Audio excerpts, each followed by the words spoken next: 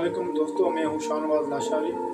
आप देख रहे हो शाहनवाज लाशारी यूट्यूब चैनल। आज मैं आपको एक ऐसी खबर सुनाने जा रहा हूं जिसको सुनकर यकीनन आप भी बहुत ही परेशान होंगे, बहुत ही हैरत में होंगे। ये खबर है बर्फ के पहाड़ों से कोस्तान का एक इलाका है जिसको बर्फ वाले लेदी ग्लेशियर कहते हैं।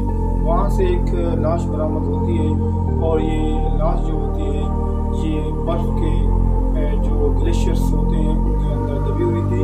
28 साल बाद ये खबर सुनने में आती है कि वहाँ से एक लाश मिलती है। कोस्तान के बर्फपोश पहाड़ों से एक हैरत अंगेज खबर सबको ये मिलती है कि वहाँ से एक लाश मिलती है और जिस बंदे की ये लाश थी उसका नाम था नजरुद्दीन वलद बहराम, यानी इसके अबू का नाम बहराम था और उनकी जो कौम थी या यूं समझे कि उनकी जो कौम है वो साले खेल कौम है। नेश 28 साल बाद लेदी पालेस ग्लेशियर से सही हालत में बरामद हुई। वो 28 साल पहले या यूं समझे कि 28 साल कबल बर्फानी तूफान के नजर होकर लापता हो गई थी, यानी कि ऐसा तूफान आया था जिससे वो बंदा वहाँ से निकल ना सका और नजरुद्दीन जो है उस बर्फानी तूफान की वजह से लापता हो गई थी। नेश पर बिस्किट मौजूद थी और जेब से शनाख्ती कार्ड भी बरामद हुआ जिससे उनकी शनाख्त मुमकिन हुई कि ये बंदा नजरुद्दीन है।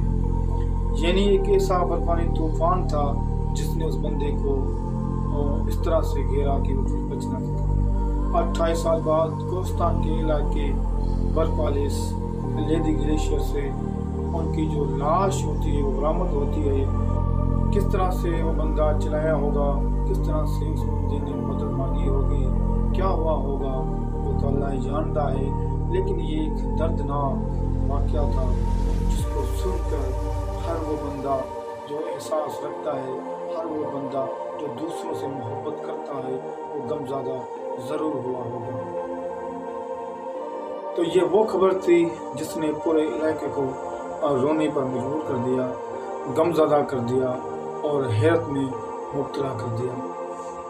एक ऐसा बंदा जो 28 साल पहले लापता हो गया, हर जगह उसको तलाश किया गया मगर कहीं से कोई की खबर ना आई। फिर यूँ हुआ कि उनको सबने बुला दिया।